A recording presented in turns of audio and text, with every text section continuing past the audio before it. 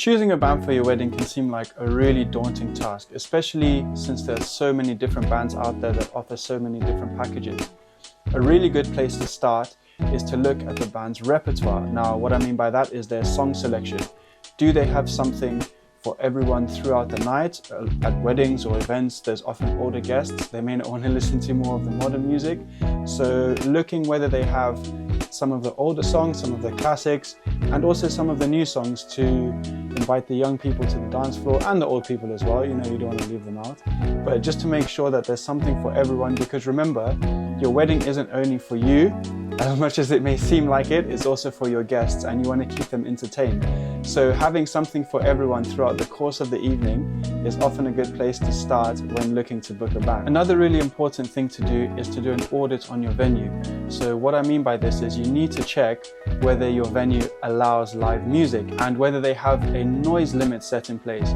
So a noise limit is just so that the sound is capped at a 96 dB level.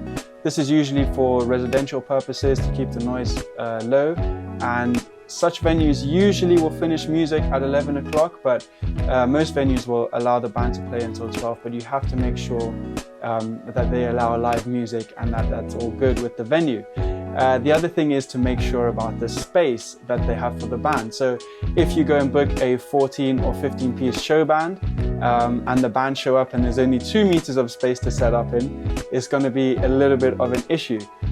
The other thing is make sure that the venue has an adequate power supply for the band. So the band have lots of equipment to plug in.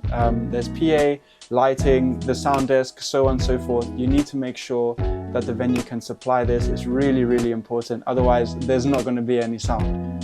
The third and most important point, and I cannot stress this enough, is to make sure that you have a contract.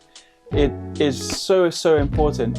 Firstly, it protects you as the client, but it also protects the band, and it just puts to bed any questions that you may have. You can have everything in writing before you start, so that when you get to the actual day of your wedding or event, that there's no questions, everything can run smoothly, and you'll just have a great time. So it's really, really important to have a contract.